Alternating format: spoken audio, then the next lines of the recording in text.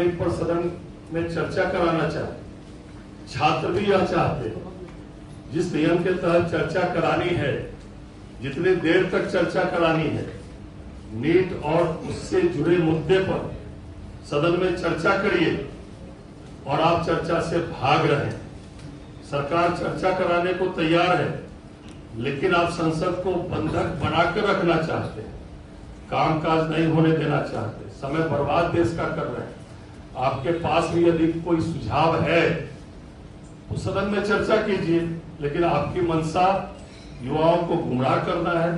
इतने गंभीर विषय पर राजनीति मत करिए राहुल गांधी। प्रधानमंत्री जी स्वयं इसे सर्वोच्च प्राथमिकता देते हुए निर्णय ले रहे हैं।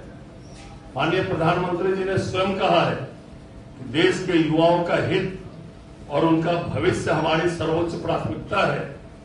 युवाओं के भविष्य के साथ खिलवाड़ करने वाले कोई भी व्यक्ति हो, उनको बख्शा नहीं जाएगा। आज प्रधानमंत्री जी ने निर्णय लिया है, आप सब लोगों ने भी उनके एक्स हैंडल पर देखा है और पढ़ा है।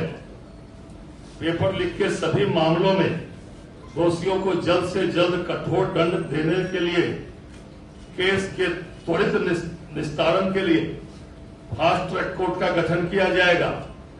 इस संबंध में निर्देश दे दिए गए हैं। संबंधित विभाग आवश्यक कार्रवाई सुनिश्चित करे। विद्यार्थियों के हितों को सुरक्षित करने के लिए सरकार द्वारा लिए जा रहे निर्णयों की श्रृंखला में ये एक महत्वपूर्ण कदम है।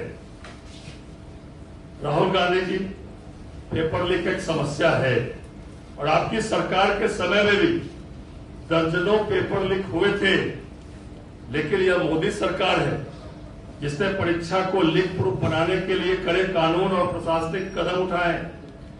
दर्जनों गिरफ्तारियां हुई है।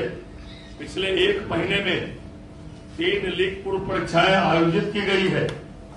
आपके समय में राहुल गांधी जी, यूपीए की सरकार जब आई थी, तब शिक्षा का बजट आपने केवल 8225 करोड़ रुपया रखा।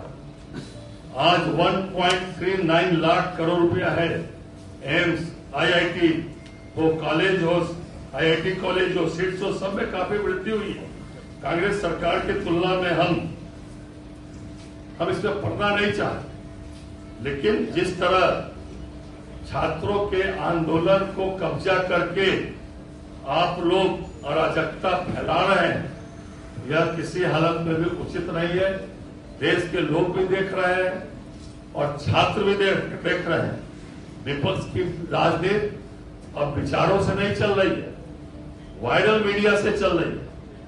विपक्ष की राजनीति आज 3 पैर की दौड़ बन गई है। एक पैर अफवाह का, दूसरा अवसरवाद का और तीसरा युवाओं के कंधे का इस्तेमाल करके सत्ता तक पहुंचने का।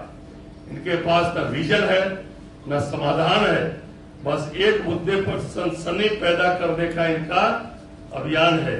इनकी राजनीति 3 शब्दों में समझिए: अफवाह, अविश्वास और अवसरवाद। इनकी राजनीति की 3 पहचान है: न समाधान, न संकल्प, सिर्फ सनसनी।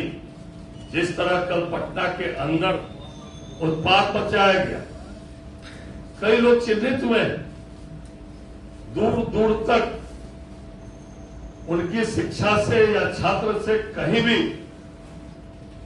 लगाव नहीं था। जो पुलिस की गाड़ी को तोड़फोड़ किए, दूर दूर तक उनको शिक्षा और छात्र से कोई मतलब नहीं था। अराजकता फैलाना विपक्ष का एकमात्र लक्षण हो गया है, लेकिन यह अराजकता किसी हालत में भी बर्दाश्त नहीं की जाएगी। माननीय प्रधानमंत्री जी स्वयं गंभीर है। छात्र इस देश के भविष्य है। छात्रों की जो समस्या है उनके लिए प्रधानमंत्री जी खुद गंभीर है, लेकिन छात्र राजनीति के आड़ में, छात्र आंदोलन के आड़ में जिस तरह विपक्ष अराजकता फैला रहा है, जिस तरह कल पटना के सड़कों पर तोड़फोड़ किया गया, जिस तरह राजनीतिक दल के भारतीय जनता पार्टी के नेताओं के गाड़ियों पर हमला किया गया, वह किसी हालत में भी छात्र नहीं थे।